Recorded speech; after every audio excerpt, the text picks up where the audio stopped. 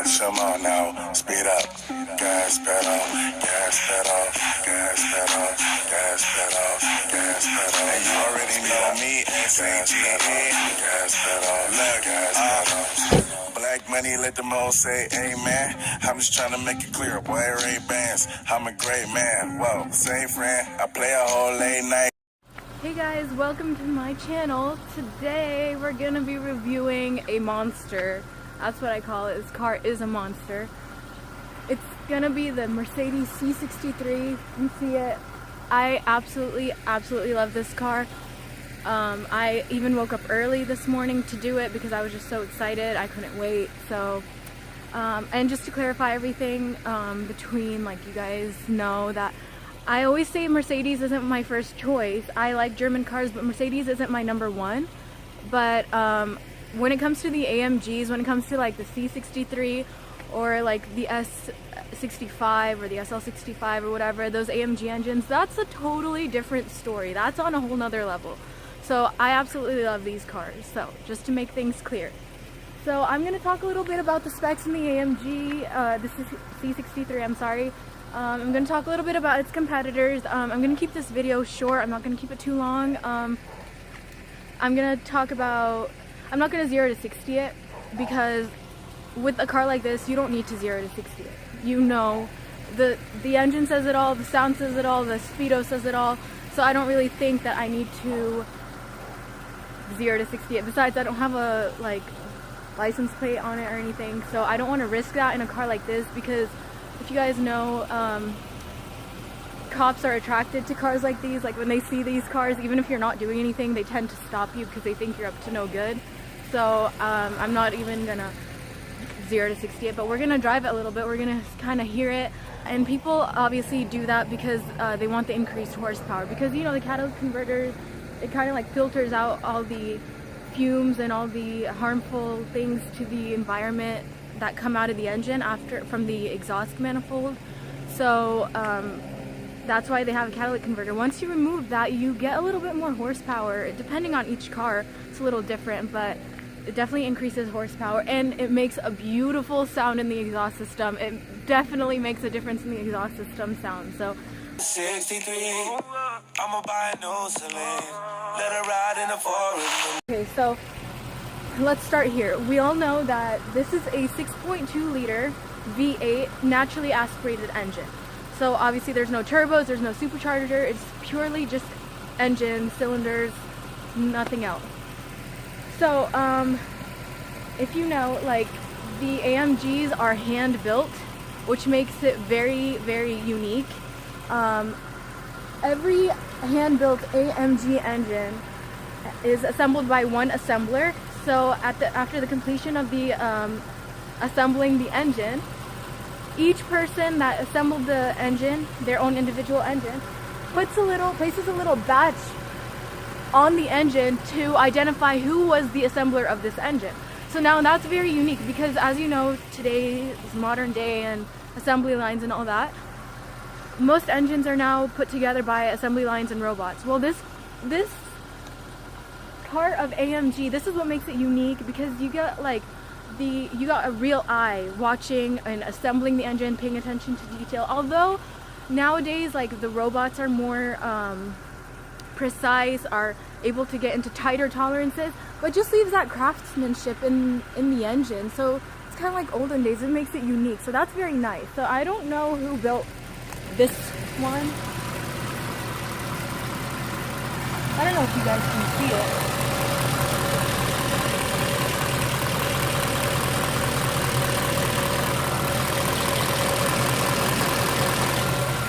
But it does say handcrafted by, and it's some weird name. It's probably not weird. It's a very unique name, so it's probably a German person, and you know how cool their last names are, so I'm not sure. But it does have that badge on it. The engine, I mean, it just screams. Like, look at that. It's all engine, and I absolutely admire that in this car. Absolutely admire that.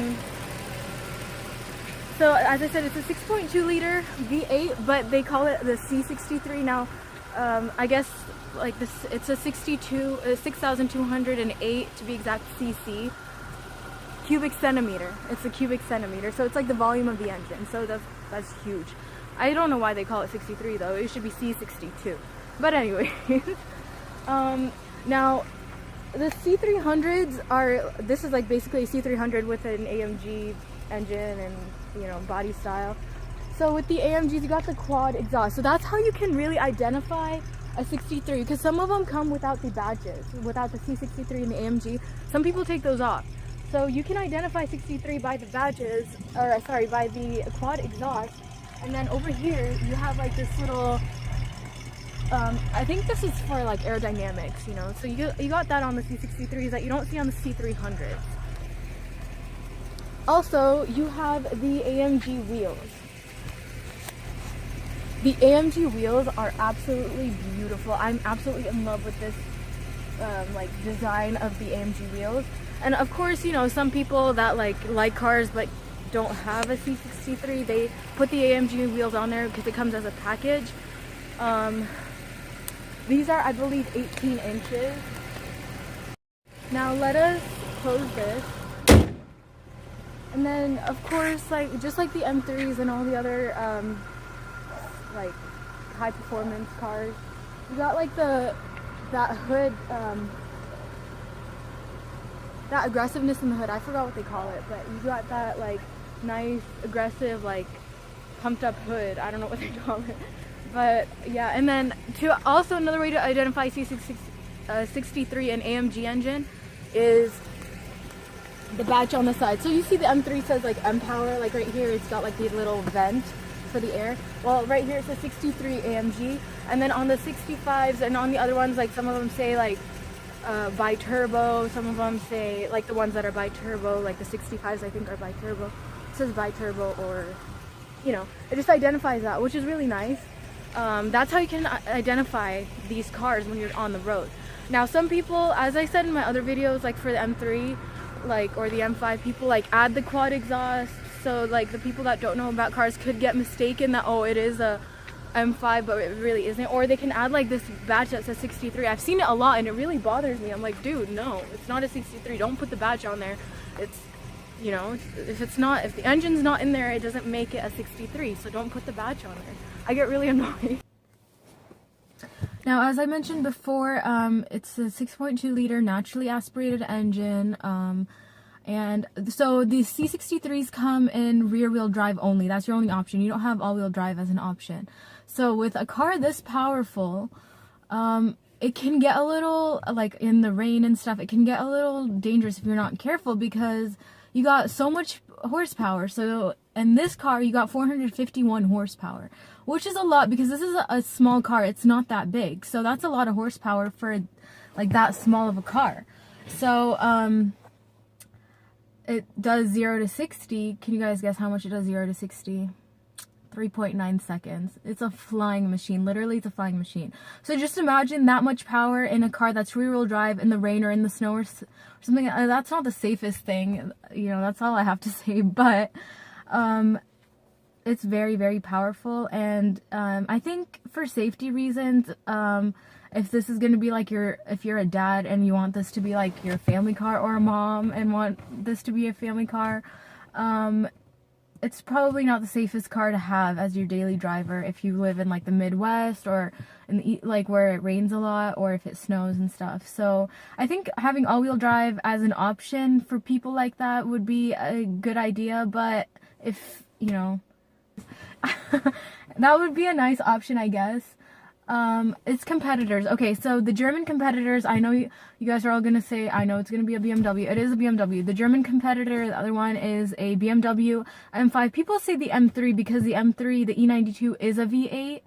I think it's a 4.4 liter or a 4.0 liter V8. I think it's a 4.4 liter V8. It's also naturally aspirated. But being a sedan, I feel like the M5 kind of competes with it more, just because it's got more horsepower. I don't know. I feel like the M5 would be a good competitor. You could compare the M3 too, but I'm going to talk about the M5. The M5 is the 2010 is a V10. It's a 5.0 liter V10. So here, what do we have? We have a 6.2 liter V8, or in comparison to the M5, which is a 5.0 liter V10. So the 63 sacrifices 2 cylinders but has greater liters, so it's got a bit more volume, whatever how they say it. But the M5 has an extra 2 cylinders and less liters. So I would say that's a pretty, I think that's a fair comparison though, because, you know, I feel like they kind of even each other out, they equal each other out. So the M5 is also, the only option it comes in is a rear wheel drive. There again, you got like so much horsepower, and then rear wheel drive can get a little dangerous, but you know, you got traction control and ABS and all that, so that should keep you in place if you're careful, if you're not going to be doing like 100 miles an hour in the rain, which some people do, you know.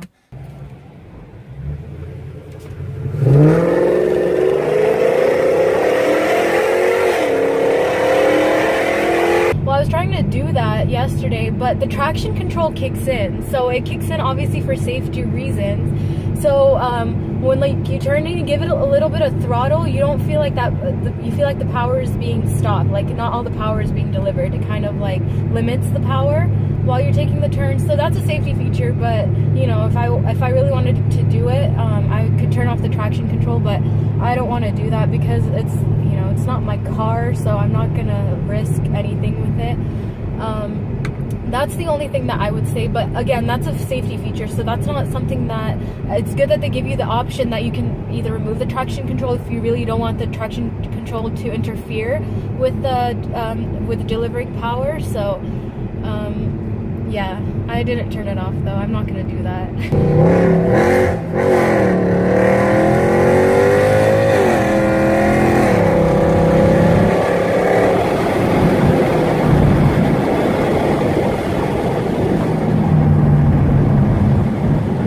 You guys hear that?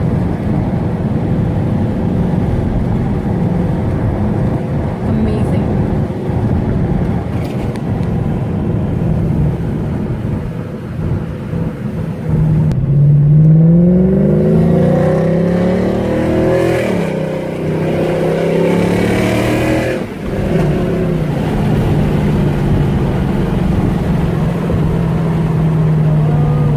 Oh, this car makes me want to sing. Definitely thumbs up, 5 out of 5, no doubt, 5 out of 5. Just one thing I wish they would change is the manual transmission, and add the option of a manual transmission. That's the only thing that I would have to say, but I love this car, absolutely love it. I'm so excited to say. But okay, so that's all I wanted to say about this car. Thank you guys so much for watching. Definitely thumbs up, 2 thumbs up, 3 thumbs up, 10 thumbs up for this car. I love it.